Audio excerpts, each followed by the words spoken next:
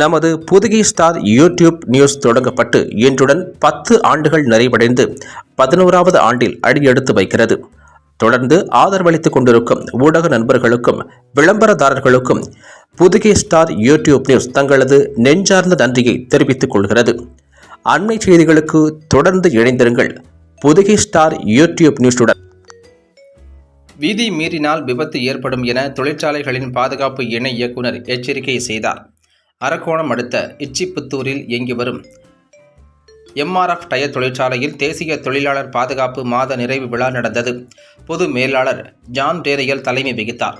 Senior பாதுகாப்பு மேலாளர் பஞ்சாபஹேசன், senior உற்பத்தி மேலாளர் இக்னேசியஸ் ஜார்ஜ் ஆகியோர் முன்னிலை வகித்தனர். சிறப்பு அழைப்பாளராக தொழிற்சாலைகளின் பாதுகாப்பு இணை இயக்குனர் சபீனா கலந்து கொண்டு பாதுகாப்பு மாதத்தில் பல்வேறு போட்டிகளில் வெற்றி பெற்ற தொழிலாளர்களுக்கு பரிசு வழங்கினார். அதைத் தொடர்ந்து அவர் பேசுகையில், இப்போது பாதுகாப்பு கருவிகளுடன் எந்திரங்கள் பயன்பாட்டிற்கு வந்துள்ளது. அப்படியிருந்தும் தொழிலாளர்களின் பாதுகாப்பற்ற செயல்களால் சில நேரங்களில் விபத்துக்கள் நடக்கிறது. அதற்கு மிக முக்கிய காரணம் தொழிலாளர்களே. அதே நேரம் விபத்து இல்லாமல் தொழிற்சாலைகள் இயங்குவதற்கு காரணமும் தொழிலாளர்களே. அவர்களை நாம் பாராட்டியாக வேண்டும். விதி மீறினால் விபத்து ஏற்படும் என்பதை உணர்ந்து தொழிலாளர்கள் செயல்பட வேண்டுமென அவர் பேசினார்.